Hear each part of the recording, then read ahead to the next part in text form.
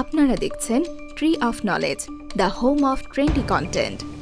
শায়েখ আহমদুল্লাহর আস-সুন্নাহ ফাউন্ডেশন ঢাকঢোল পিটিয়ে ছবি তুলে ভিডিও করে অসহায় দুস্থ মানুষদের দান। এ দান কি আল্লাহর সন্তুষ্টি অর্জনের জন্য? মুসলমানদের পবিত্র ধর্মগ্রন্থ কুরআন মাজিদে উল্লেখ আছে, ডান হাত দিয়ে দান করলে বাম হাত জানতে পারবে না। দান হবে শুধু আল্লাহর সন্তুষ্টির আশায়, দান হবে সম্পূর্ণ গোপনে। কিন্তু বর্তমানে মানবতার ফেরিওয়ালারা ঢাকঢোল পিটিয়ে দান করেন। তারপরও এমন কিছু মানুষ ও এমন কিছু প্রতিষ্ঠান রয়েছে যারা ঢাকঢোল পিটিয়ে নয়, বরং সম্পূর্ণভাবে গোপনে দান করে। তেমন একটি প্রতিষ্ঠান আস-সুন্নাহ ফাউন্ডেশন। 2017 সালে এই প্রতিষ্ঠানটি উম্মার স্বার্থে সুন্নাহর সাথে এই আদর্শকে সামনে রেখে প্রতিষ্ঠানটি প্রতিষ্ঠা করে শায়েখ আহমদুল্লাহ। আস-সুন্নাহ ফাউন্ডেশন শায়েখ আহমদুল্লাহ প্রতিষ্ঠিত একটি মানবিক সংগঠন। বন্যা কবলিত অসহায় মানুষদের সহায়তার জন্য এই আস-সুন্নাহ ফাউন্ডেশনের স্বেচ্ছাসেবী দল নিরীহ মানুষদের রক্ষা করছে।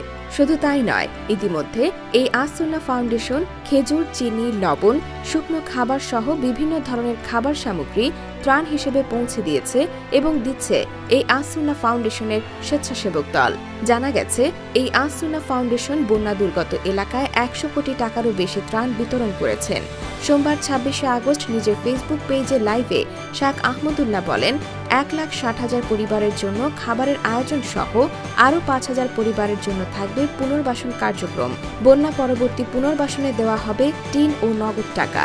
আস-সুন্নাহ ফাউন্ডেশনের সর্বশেষ আপডেট অনুযায়ী 20,000 পরিবারের জন্য শুকনো খাবারের পাশাপাশি আরও 70,000 পরিবারের জন্য ভারী খাবার তথা চাল, ডাল ইত্যাদি প্যাকেট দেওয়া হবে। এর বাইরে আরও 70,000 পরিবারের জন্য 25 কেজি করে চাল বিতরণের সিদ্ধান্ত নিয়েছে সংগঠনটি। এই আস-সুন্নাহ ফাউন্ডেশনের স্বেচ্ছাসেবক দল অনেক বানভাসী মৃত্যু পথযাত্রী মানুষকে মৃত্যুর মুখ থেকে রক্ষা করেছে। এছাড়া বিত্তবান যে সকল মানুষ এ সকল বন্যার্তদের সাহায্য সহযোগিতা করতে চায়, তাদের জন্য একটি আস্থার নাম আস-সুন্নাহ ফাউন্ডেশন। শুধু মুসলিম জনগোষ্ঠীর কাছেই নয়, ফাউন্ডেশনটি অনেক সনাতন ধর্মাবলম্বীর কাছেও আস্থার জায়গা হয়ে উঠেছে। অনেক সনাতন ধর্মাবলম্বীরাও বন্যার্তদের সাহায্য সহযোগিতার জন্য আস-সুন্নাহ ফাউন্ডেশনে তাদের সহায়তার হাত বাড়িয়ে দিয়েছে।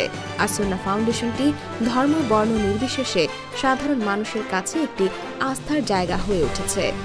অনেকেরই ধারণা আস-সুন্নাহ ফাউন্ডেশনটি আস-সুন্নাহ ট্রাস্টের একটি অংশ, কিন্তু আস-সুন্নাহ ট্রাস্টের প্রতিষ্ঠাতা দেশের আরেক জনপ্রিয় ইসলামিক ব্যক্তিত্ব খন্দকার জাহাঙ্গীর। এই দুটি প্রতিষ্ঠান সম্পূর্ণভাবে স্বতন্ত্র প্রতিষ্ঠান। 2020 সালে করোনা মহামারীর সময় বিভিন্ন সেবামূলক কার্যক্রমে আস-সুন্নাহ ফাউন্ডেশনের স্বেচ্ছাসেবক দল নিয়োজিত ছিল। 2022 সালের সিলেট ও সুনামগঞ্জে ভয়াবহ বন্যার সময়ও এই ফাউন্ডেশনের স্বেচ্ছাসেবক দল অনেক বানভাসী মানুষকে রক্ষা করে, হাজার হাজার মানুষকে ত্রাণ দিয়ে সহযোগিতা করে। এছাড়া 2023 সালে তুরস্কে সংঘটিত হওয়া ভয়াবহ ভূমিকম্পের পর সেখানে শীতবস্ত্র পাঠান এই ফাউন্ডেশনটি। কোটা সংস্কার আন্দোলনের সময় যে সকল শিক্ষার্থী আহত হয়েছিলেন তাদেরকে হাসপাতালে গিয়ে এই ফাউন্ডেশনের প্রতিষ্ঠাতা শায়েখ আহমদুল্লাহ ও প্রতিষ্ঠানের স্বেচ্ছাসেবক দল উন্নত চিকিৎসার জন্য তাদের অর্থনৈতিক সহযোগিতা প্রদান করার আশ্বাস দেন। আস-সুন্নাহ ফাউন্ডেশনটি মাদ্রাসা প্রতিষ্ঠার সাথে সাথে বেকার যুবকদের উপযুক্ত প্রশিক্ষণের মাধ্যমে হাজার হাজার বেকার যুবককে কর্মসংস্থানের সুযোগ করে দিয়েছে। মাদ্রাসা প্রতিষ্ঠা ছাড়াও সংগঠনটি প্রযুক্তি ব্যবহার করেও দ্বীনের প্রচার করে যাচ্ছেন। এছাড়া বিভিন্ন ধরনের সামাজিক সংস্কারের ব্যাপারেও এই ফাউন্ডেশনটি কাজ করে যাচ্ছে। এছাড়া জলবায়ু পরিবর্তনের কথা মাথায় রেখে গোটা দেশের বৃক্ষরোপণ কর্মসূচিও পালন করে এই ফাউন্ডেশনটি। আস-সুন্নাহ ফাউন্ডেশনটি কেবলমাত্র ধর্মীয় দাতব্য প্রতিষ্ঠান হিসেবে দেখার কোনো সুযোগ নেই।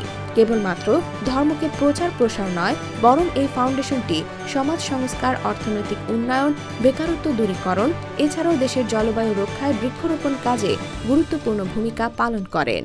তো বন্ধুরা, এই ছিল আজকের ভিডিও। যদি ভিডিওটি ভালো লাগে তাহলে অবশ্যই লাইক, কমেন্ট, শেয়ার এবং চ্যানেলটি সাবস্ক্রাইব করে পাশেই থাকুন। আবার দেখা হবে পরবর্তী কোনো ভিডিওতে। সেই পর্যন্ত সবাই ভালো থাকুন, সুস্থ থাকুন। আল্লাহ হাফেজ।